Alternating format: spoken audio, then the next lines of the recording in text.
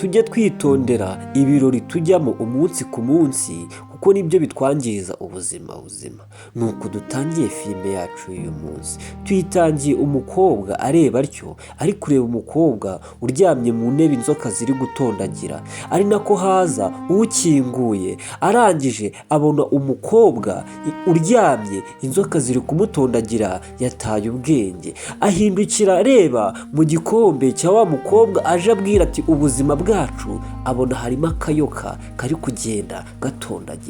Akimara gukozaho ngo ubuzima bwacu, arebye mu gitasi cyiwe cyangwa se mu kirahure cyiwe gisa gutyo, arangije ahita ata ubwenge yicara mu ntebe, nawe tayari yamaze kwatakwa. Uyu nawe nukamureba cyane, uwo niwe mastermind, niwe byose ubiri inyuma. Kurikirana neza, niba ugeze ahari bwo bwa mbere utarakora subscribe, yikore ubundi tubashe kuba twajya mbere, tubashe kuzamurana.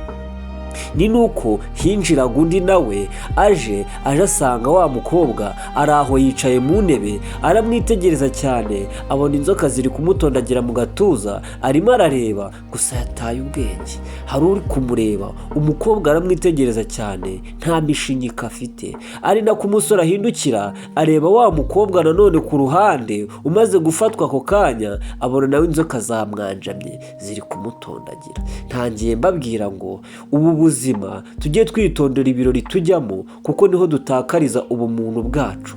Akenshi ibi birori tujyamo niho tuburira ubwenge, ubuzima bwacu bukagenda. Umusore yarunamye akora kuri wa mukobwa ngo arebe ko yabasha gukuraho inzoka zimuriho, arebe ko agihumeka.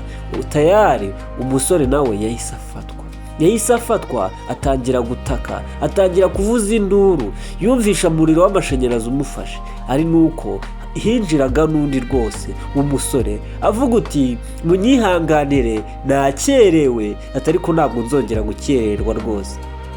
Ari nako wa mukobwa mwitegereza, areba uyu nguyu nawe inzoka ziri kugenda zitondagira umunota ku wundi n'isegonda ku wundi, yubura amaso areba wa mukobwa nawe yabaye pararize, ntago abasha kuvuga, nta nubwo abasha kunywa. Ahindukiye abona na wa musore winjiyemo yaraje akurikira amubwira ngo waransize, abona nawe inzoka zamwanjamye, arimo aregamye mu ntebe. Ari nako avuga uti ibi ni ibiki ndi kubona, ese ndi kurota? Ari nako abwira uriya mukobwa ari we nababwiye ati ni mastermind, niwe byose ubikora. Amureba ntiyamuvugisha, arebye wa musore abona yatangiye kurira, yagize ubwoba bwinshi, ihahamuka riramufata. Ese ari wowe wakora iki? Mubwira ngo niba ugeze ahangaha kuri YouTube channel, kora subscribe, nubona atari ngombwa uzayikore nta kibazo igihe uzashakira. Icyangombwa ni uko mukurikirana video zacu mukabona ubutumwa tuba tubasha kubagezaho, tuba twahisemo filime nk'izi ngizi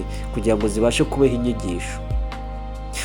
Umusore yatangiye gushakisha uburyo asohoka muri iyo nzu, ariko ntabwo byari bigishobotse. Yabuze uko asohoka, arangije aragenda ajya mu nguni, imbaraga zitangira kumukubita. Uyu mukobwa yahise amwohereza imbaraga zimukubite zimuca intege. Ari nuko haza undi ati nizere ko byose byagiye ku murongo, ati nari nakerewe, ariko noneho nahageze, ibintu byose ni tayari, ntabwo aramenya icyabaye. Umukobwa aratuje cyane, nuko nguko yiyumva. Yarebye wa mukobwa araseka cyane, ati ni umukobwa mwiza cyane. Ahindukiye ku ruhande abona mugenzi wiwe, bo bari baje mu kirori, baje kuryoshya, yari yabatumiye, baje muri anniversaire yabo. Hari ukuntu umuntu atumira abashuti biwe ati muze, ati kuri birthday ibuzima bwose tubusangire. Yatangiye kwibaza ati ibi bintu ndi kubona ni ibiki? Yarebye wa musore mugenzi wiwe, bari bahanye gahunda ngo aze babashe kuba baryoshya, abona inzoka zamutondagiye umubiri wose. Yahindukira akabona umukobwa nawe mu ntebe yagaramye hasi, undi nawe yumanye ikirahure, umuhungu nawe munuza mu nguni yamaze kuba pararize, yikubise hasi. Yatangiye kuvuga uti se mana yanjye ibi ni ibiki ndasobanura ibiki noneho? Umukobwa yakomeje kwinywera mu gitasi cyiwe ayirebera rwose, atangira kunama. Agikora ku mukobwa yatangiye gukubitwa y'umuriro w'amashanyarazi, dore nguko biri kugenda. Gusa uyu musore atandukanye n'aba bose, afite imbaraga z'Uwiteka, atangira kuvuga uti Mana Nyagasani, niwe muntu wenyine ugeze ahangaha atangira kuvuga ati Mana Nyagasani, nawe wenyine uri kubasha kuba yavuga kugira ngo abashe kuba yasobanukirwa. Uyu mukobwa nawe aramwitegereza cyane, ari nako uyu nguyu amubaza ati ni iki kikujya mbere? Ati uyu nguyu turazanye azi imbere gatoya, none musanze mu nguni, ntavuga ntagenda. Uyu nawe inzoka zamutondagiye yabuze ubwenge. Uyu mukobwa yahise abanza amwiyereka kugira ngo amwereke uwo uri we. Ati wambonye uwo ndi we? Ati ubu ngubu rero nawe ugiye gukurikiraho.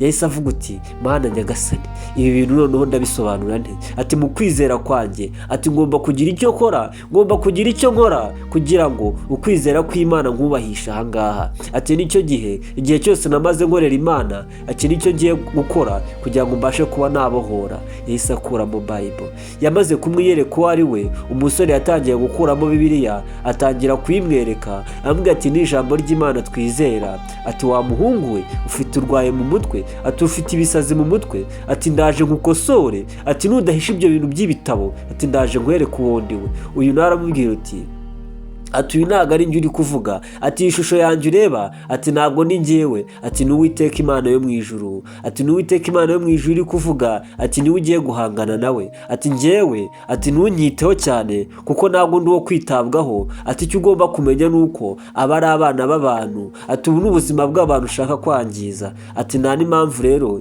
yuko ibintu byose byagenda gutya mbirebera. Umukobwa yakomeje kumwitegereza cyane mu burakari bwinshi, ntavuga, wakoresha ibimenyetso. Akone yakavuze, yaramubwiye ati rero urasabwa gutuza, ugatuza cyane. Uyu nawe aramubwira ati ntabwo nshobora gutuza tuzanye ibintu bimeze gutya by'imyuka mibi, ngiye ntabwo nkunda kuba mu mwijima. Ati rero niba utawukunda ntabwo wakagombye kubura ahangaha winjiyemo. Ati umuntu winjiyemo ahangaha, ati ntabwo ajya asohoka. Ati iki kirori gitegura henshi kandi kigenda neza, ntabwo ari we wenyine ugomba kucyica. Mana Nyagasani, kumbi uyu mukobwa ni umwajenti, icyo bita abajenti.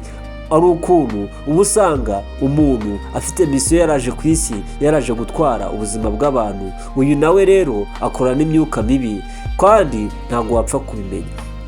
Abantu benshi bakunda kujijisha cyane, bakajijisha ko ari abantu bazima kandi biyambitse imyuka mibi. Nibyo uyu mukobwa yaje gukora ku isi. Niba ugeze ahangaha rero ukishidikanya ko ibintu bitabaho, ibi bintu bibaho cyane. Niyo mpamvu mba nazanye filime nk'izi ngizi. Umukobwa yakomeje kumutera ubwoba, amubwira uti shyira iyo Bibiliya hasi, nta kintu iri bugufashe hano. Umusore agira ubwoba. Umusore nubwo asenga ariko nawe ni umuntu wabonye ibintu nk'ibi ngibi, wabasha kuba wagira ubwoba rwose. Njyewe bagezaho izi nkuru ubazibategurira, nkazirikodinga, nkazibasobanurira, nkazihitamo, yitwa Watara.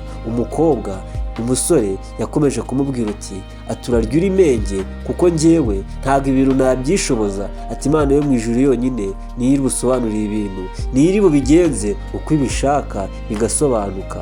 Umusore arakomeza aramubwira, ari nako umukobwa nawe amubwira uti ibyo ngibyo ndabimenyereye kandi abantu nkamwe menyereye kubatsinda. Njyewe mfite imbaraga, ati mfite misiyo yanjye yanzanye, ati ngomba gukora buri kimwe cyose katwara abo ngomba gutwara, kuko nawe nkagutwara kakongera mu mubare. Dukeneye ibitambo byinshi, dukeneye kwagura umuryango mugari.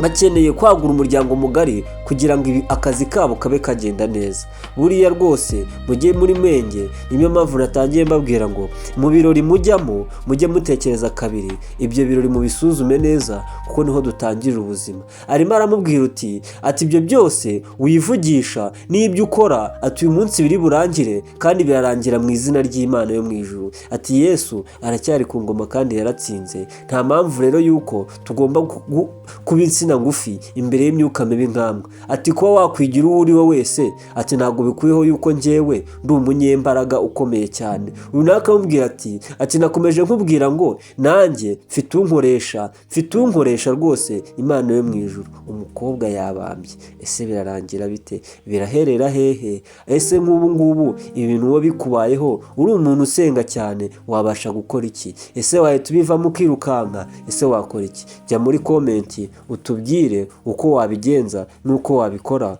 ubundi turusheho kugenda twaguka.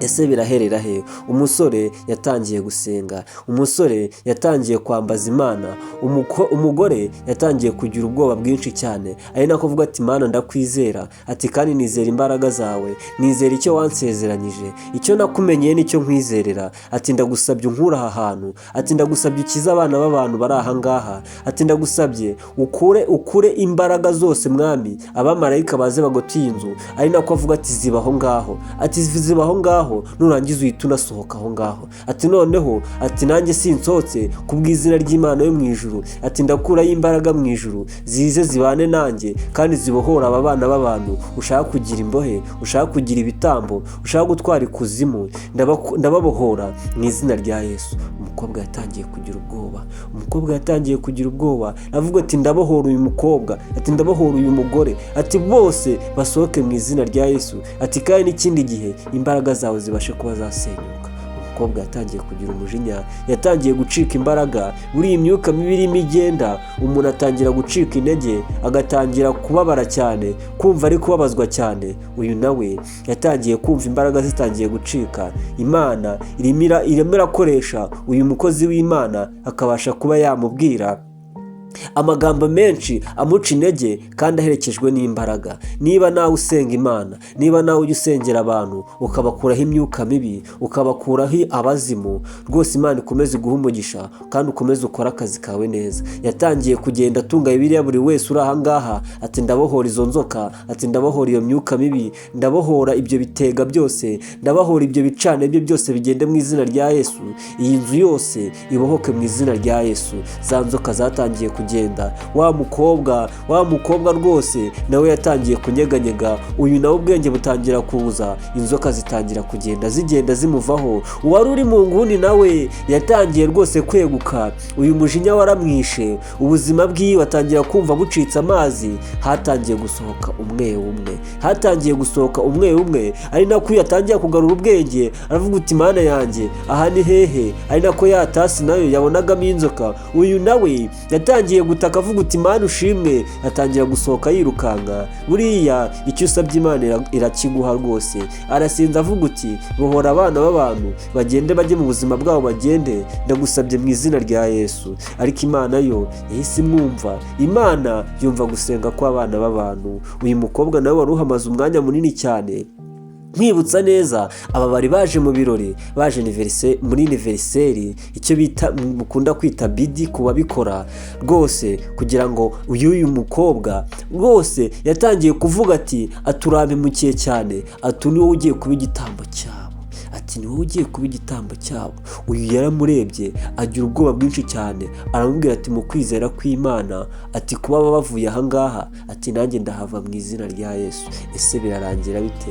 Biragenda bite? Aturabimukiye cyane, atumye maranka yanjye agabanyuka. Nagombaga kuzuza umubare wabo ngomba kugira gutwara, bakajya kuba abakozi. Uyu nawe avuga ati uwo mubare wawe ushaka tuzigera uwuzuza, ahubwo n'abo watwaye bazagaruka mu izina rya Yesu.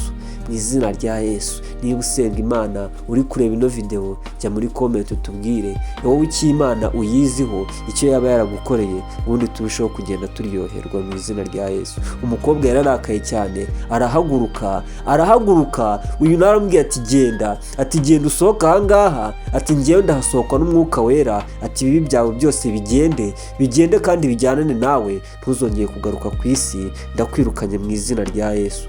Niba ushaka part 2 twandikira ubundi tuyigukorera.